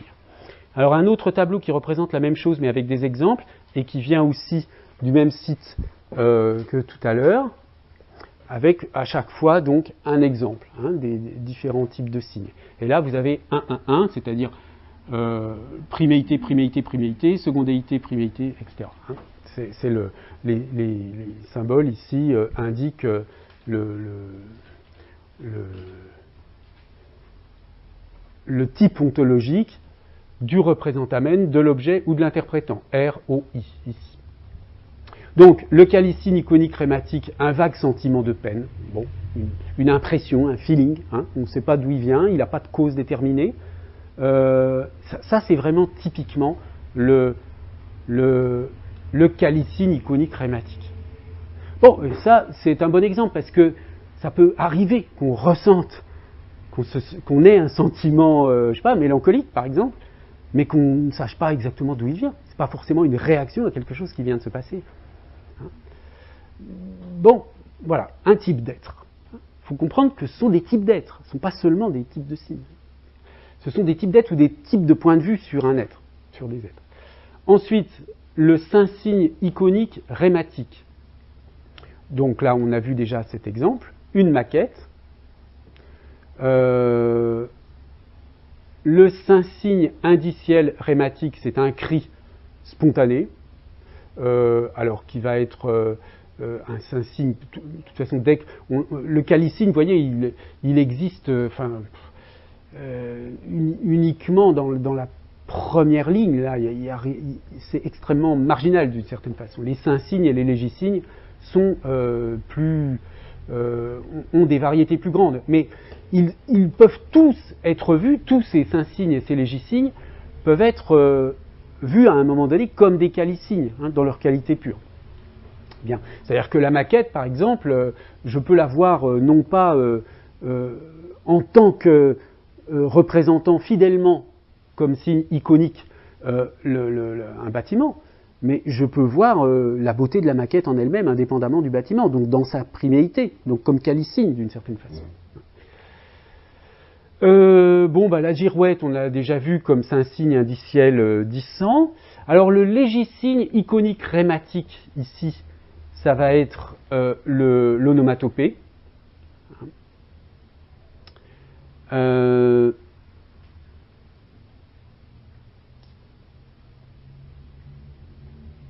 Légisigne parce que c'est un mot de la langue, iconique parce qu'il y a une ressemblance, et rématique parce qu'on n'est ni dans la proposition, ni dans l'argument. Donc, même chose ici pour le légisigne indiciel rématique, donc c'est l'embrayeur, ceci.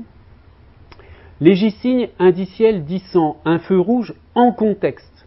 Alors là, il y a une note qui indique qu'on distingue deux niveaux.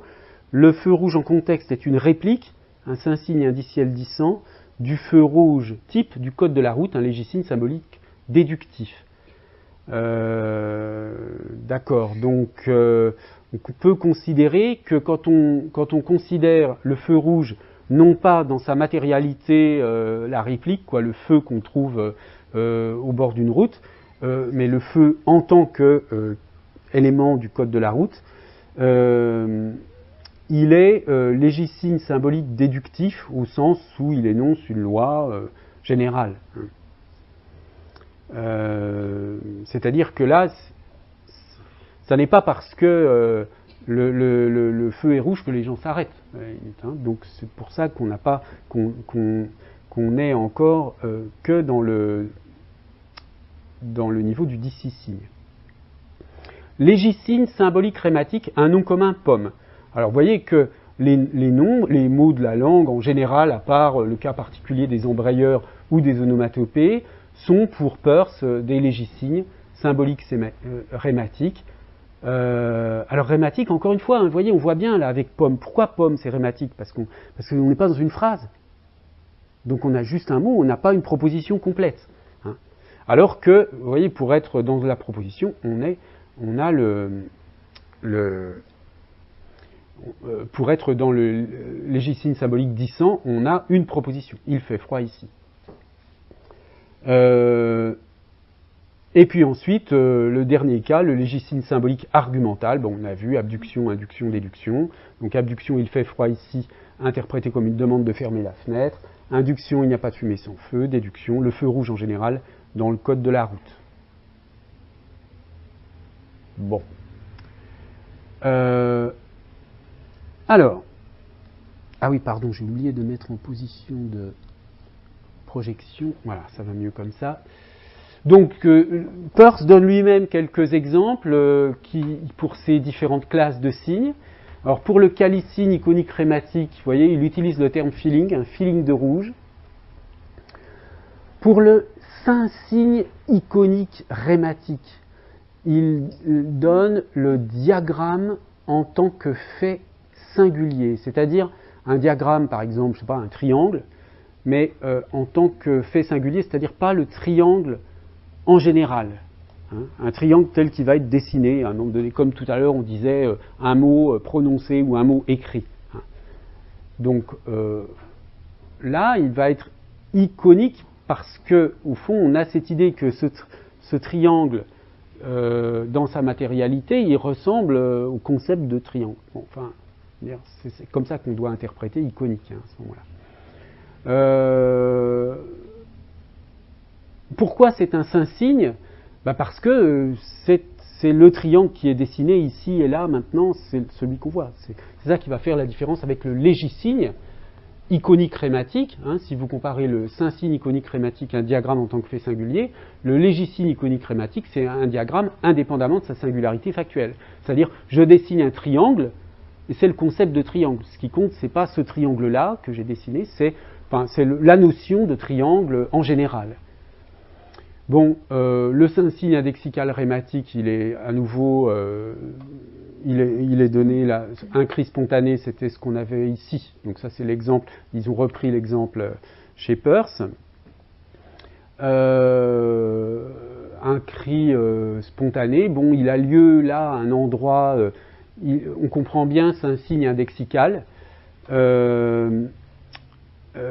Pourquoi c'est un signe? Parce qu'un cri, c'est un son qui existe, qui a une dimension spatio-temporelle, bon, et puis c'est pas une loi non plus, donc c'est un signe. Indexical, parce qu'il y a un lien immédiat entre la personne qui crie et la signification du cri. Enfin, je veux dire, si on crie à un moment donné,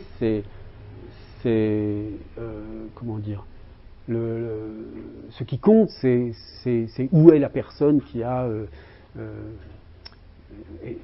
qui a produit ce cri, etc. Et puis rématique parce que c'est spontané, on ne sait pas, c'est pas le résultat d'une, c'est X cri, quelqu'un crie, on ne sait pas, c'est spontané, on ne sait pas pourquoi, etc.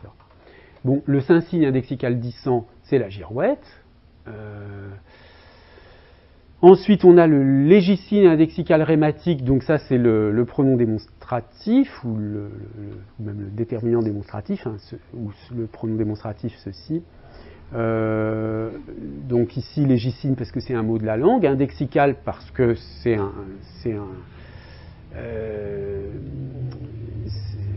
deictique, donc il indique, et puis rématique parce qu'il n'est pas employé dans une phrase, c'est le pronom considéré à lui tout seul. Légisigne indexical dissent, entendre pleurer dans la rue. Alors, pourquoi là là, franchement, je préfère passer sur cet exemple. Je ne vois pas bien comment l'interpréter. Légisigne symbolique rématique, un nom commun, bon, ça on a déjà vu, c'est le nom employé tout seul. C'est un légisigne parce que c'est un mot de la langue, c'est symbolique parce que tous les noms sont symboliques pour Peirce. Légisigne symbolique dissent, une proposition. Et légisigne symbolique argumental, un enchaînement de propositions. Alors pourquoi légisigne indexical dissent, c'est entendre pleurer dans la rue?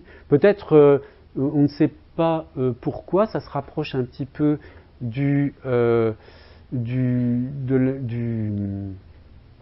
saint-signe indexical rématique, là. Sauf que ce serait l'idée que ce serait la signification générale de entendre pleurer dans la rue. C'est pas qu'on entend quelqu'un pleurer dans la rue, mais c'est l'idée d'entendre pleurer quelqu'un dans la rue. C'est dans ce sens-là qu'on pourrait parler de légisigne, c'est-à-dire d'une loi, de quelque chose qui existe de manière générale. Mais enfin bon, parfois les exemples de Peirce ne sont pas toujours excellents. Alors, quelques autres exemples que je vous propose pour terminer. L'adverbe enfin. Alors, on peut le considérer comme un légisigne puisque c'est un mot de la langue française. On peut le considérer comme un saint-signe lorsqu'il est employé à l'oral ou à l'écrit, donc comme une occurrence du légisigne.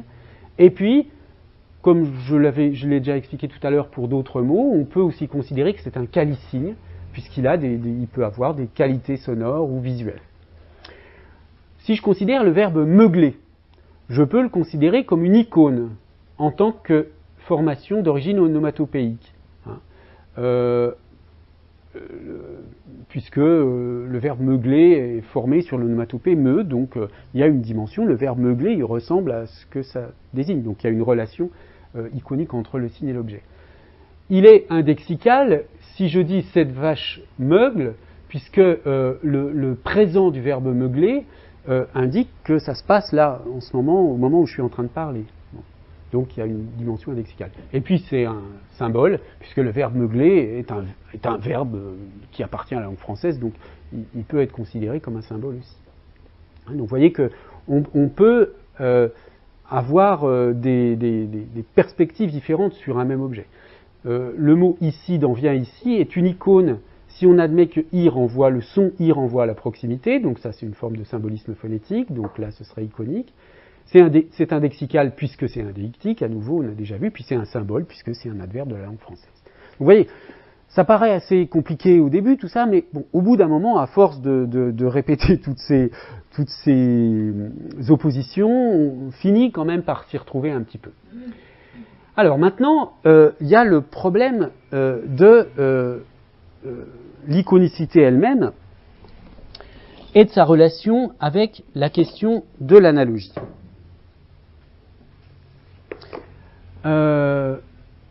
Alors là, je vous donne un petit extrait d'un article que j'ai écrit il y a quelques années pour montrer notamment que l'icône au sens où l'emploient les linguistes est au fond assez différente de l'icône au sens où l'entend Peirce. Le problème, c'est que quand on définit l'icône comme une priméité, vous vous souvenez, de la relation entre le signe et l'objet. D'accord ? On l'a défini comme une priméité de la relation entre le signe et l'objet. Donc, je reprends le... Voilà. Quand on parle d'icône, on est dans la priméité de la relation entre le signe et l'objet. Non, dans la secondéité, pardon. Non, qu'est-ce que je... Oui, voilà, c'est ça le problème. On est dans la priméité de la relation signe-objet, mais comme on est dans la relation signe-objet, il y a deux choses, il y a le signe et l'objet. Donc, comment faire une priméité avec deux choses ? Il y a une sorte de paradoxe du concept peircien d'icône, qui est que, d'un côté, l'icône relève de la priméité, mais de l'autre, elle est aussi une secondéité. Donc là, il y a un problème. En fait, il faudrait imaginer, pour avoir une icône, en quelque sorte, que cette secondéité, elle soit la plus petite possible. C'est-à-dire que la similarité entre le signe et l'objet, qui est caractéristique, donc on l'a vu, de la notion d'icône, elle signifie qu'on tend vers l'identité. C'est-à-dire que le signe fusionne avec l'objet, d'une certaine façon, vous voyez, pour qu'on soit à nouveau dans la priméité. Alors, c'est ce que j'essaie d'expliquer un peu là. On peut lire le passage si vous voulez. Or, une similarité, donc là je vise la similarité entre le signe ou le représentamen d'un côté, l'objet de l'autre, une similarité implique deux éléments. Il y a donc une tension paradoxale dans la définition de l'icône, puisqu'elle appartient à la catégorie de la priméité, tout en impliquant une secondéité. Cette tension est un autre aspect de l'icône comme cas dégénéré. Ça, c'est une terminologie de Peirce. C'est un terme un peu qu'on emploie en mathématiques. Cas dégénéré, ça veut dire cas limite.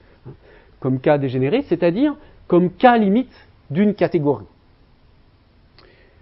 Mais, si on illustre le concept d'icône par des exemples comme ceux du portrait ou de la photographie, il est difficile de percevoir l'aspect paradoxal de la définition de l'icône.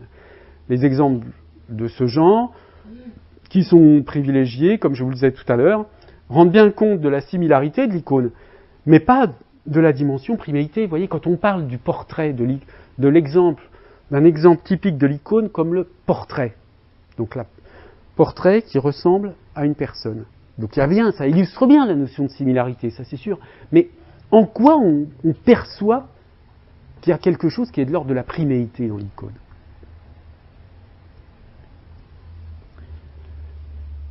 Alors, pour percevoir cet aspect, il faut chercher d'autres exemples chez Peirce. Et parmi les autres exemples, il y a ceci. C'est surtout le deuxième. Alors, le troisième cas est, donc je traduis en gros, est quand on a une relation duel entre le signe et le... quand la relation duel entre le signe et l'objet est dégénérée et consiste dans une simple ressemblance entre eux. J'appelle les signes de ce type qui tiennent lieu de quelque chose en raison du fait qu'elle ressemble à cette chose, hein, d'accord, j'appelle ça une icône. Les icônes sont si complètement, je traduis littéralement, hein, si complètement substituées à leur objet, qu'il est difficile de les distinguer. Donc vous voyez, c'est ce que je disais tout à l'heure, la secondéité tend à nouveau vers la priméité. Un diagramme, bien sûr, tant qu'il a une signification générale, n'est pas une pure icône. Mais, au milieu de notre raisonnement, nous oublions cette abstraction dans une grande mesure, et le diagramme est pour nous la chose véritable. Bon, c'est un exemple un peu plus difficile à comprendre que le suivant, c'est pour ça qu'on peut laisser tomber. Mais voyez l'exemple suivant qui, à mon avis, est très parlant. De même, en contemplant un tableau, il y a un moment où nous perdons la conscience qu'il n'est pas la chose. La distinction entre la réalité et la copie disparaît, et c'est à ce moment un pur rêve, pas une existence particulière et non plus pas une existence générale. À ce moment, nous contemplons une icône. Donc, l'icône vraiment chez Peirce, c'est ce moment non seulement où il y a ressemblance entre le représentamen et l'objet, mais où il y a une quasi-fusion, et où mon contact avec le représentamen me donne l'impression d'un contact avec l'objet, tellement la similarité est grande. Donc, vous voyez que par rapport à la façon dont j'ai défini l'analogie au début de ce séminaire en disant que c'était une similarité qui tend vers l'identification, on est quand même très proche de ce type d'idée. Hein. Et donc, vous contemplez un tableau, imaginons, je ne sais pas moi, un tableau d'une marine, enfin vous voyez un tableau qui représente un paysage de mer, une plage, etc. Et vous contemplez ce tableau, et à un moment donné, vous avez l'impression d'être sur la plage, d'être là, hein.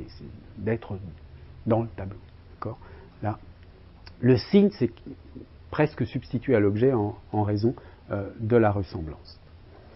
Alors, ça montre bien que l'icône au sens où l'entend Peirce et l'icône des linguistiques de l'iconicité sont deux choses différentes. Hein. Si on retient ça, cette espèce de cas limite où l'objet fusionne, où il y a une sorte de fusion entre le signifiant et l'objet, ou entre le représentamen et l'objet, on est loin de ce dont parlent les linguistes. Les linguistes, ils ne parlent pas du tout de ça. Hein.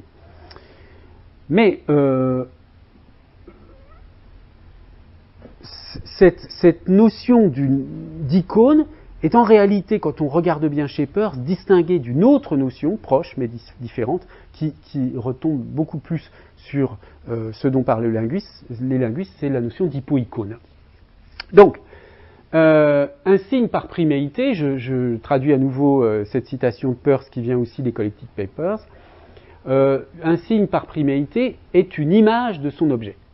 Et, strictement parlant, peut seulement être une idée, c'est-à-dire une possibilité, puisque c'est une priméité, hein, c'est un pur possible. Mais un signe peut être iconique.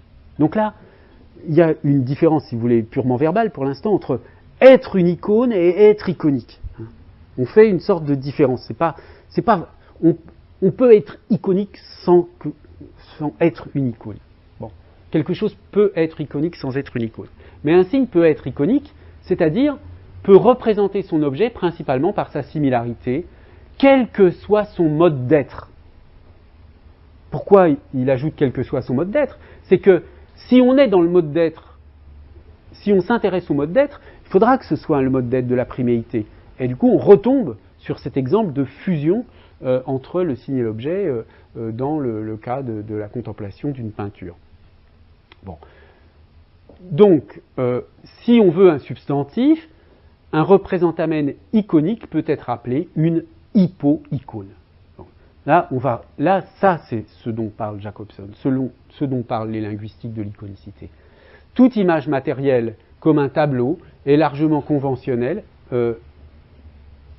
dans son mode de représentation, mais en elle-même, sans légende, eh bien, on peut l'appeler une hypoïcône. Hein. Indépendamment de cette dimension conventionnelle, il y a une dimension de ressemblance, mais on va parler d'hypoïcône. Et pas d'icône, puisque l'icône, c'est cette situation très particulière. Et c'est là qu'on a une distinction entre image, diagramme et métaphore, hein, mais qui est présentée ici comme une distinction entre des modes de priméité. Alors, ces modes de priméité sont les simples qualités. Alors, vous voyez, là on est dans la première priméité, hein, ce sont les images. Bon. Celles qui représentent des relations dyadiques ou vues comme dyadiques, des relations, des parties d'une chose par analogie avec des relations dans leur propre partie, ce sont les diagrammes. Donc ici on a la structure de l'analogie proportionnelle, hein, donc des relations entre des relations. D'accord, des relations analogues à d'autres relations. Donc on a bien ici l'idée qu'on a une analogie. Et puis enfin, le dernier cas de figure, les métaphores, hein, où il y a un parallélisme d'une autre sorte, mais ce cas-là, on peut le laisser de côté parce qu'il n'a pas tellement donné de succession. Enfin, je veux dire, il n'a pas été réinterprété, réutilisé tellement dans la littérature. Donc, en résumé, le concept d'icône chez Peirce, si on le prend dans sa véritable dimension, comme on l'a vu ici, c'est-à-dire la relation signe-objet est prise comme une priméité,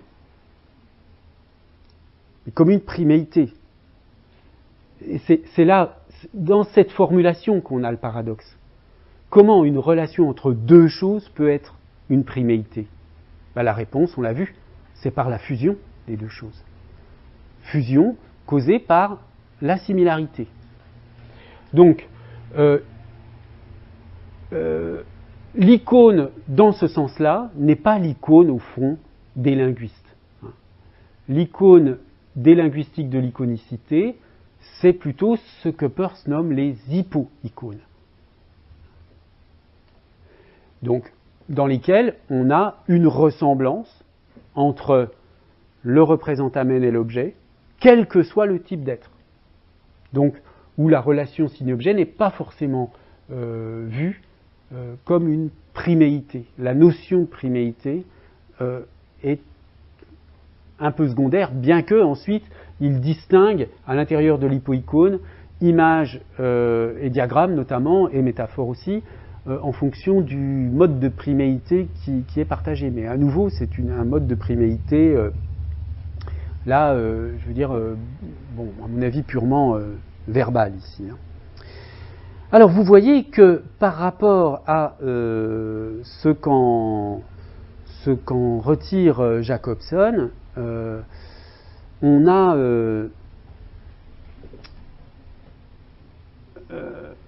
a une sorte de continent derrière ces termes. Hein.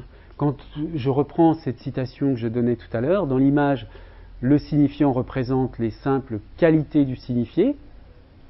Alors maintenant vous comprenez hein, ce que ça signifie. Les simples qualités, c'est l'idée de qualité, de priméité, etc. On est donc du côté du premier type d'hypoïcône. Hein. Tandis que dans le diagramme, la ressemblance entre le signifiant et le signifié ne concerne que les relations entre leurs parties, donc les relations entre les parties d'une chose, les relations entre les parties d'autre chose, et puis il y a une analogie entre les deux types de relations.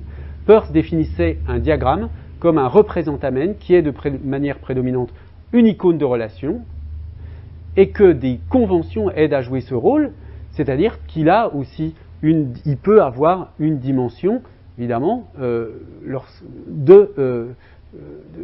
légisigne, hein, lorsqu'il est employé comme comme convention. Bon. Donc, derrière cette distinction qui est reprise ensuite par les linguistes contemporains entre images et diagrammes, et puis par ailleurs entre icônes et index et symboles, il faut avoir à l'esprit toute cette dimension beaucoup plus complexe et subtile qu'on a dans les textes originaux de Peirce, qui lui n'avait pas le but d'être efficace dans une description linguistique. Hein. Son but, vous voyez, c'était tout simplement de pousser à l'extrême la cohérence d'une réflexion, hein, en distinguant des types, des sous-types de types, et bon, voilà. On sent bien dans cette typologie l'esprit du logicien. Hein. Bon. Alors, je pense que cette notion d'icône, cette notion originaire... Ah mince, c'est déjà bien. Pardon. Je pense que cette notion originaire d'icône, là, elle peut être utilisée, elle est intéressante, mais je vois qu'il est déjà 7h presque 10, donc j'ai pas vu l'heure, excusez-moi, d'avoir un petit peu débordé. Et écoutez, si vous avez des questions et des commentaires, on pourra en parler à un prochain cours. En tout cas, je vous remercie de votre attention. Et puis je vous dis donc à la semaine prochaine pour la conférence de Dan van Remdonk. Voilà.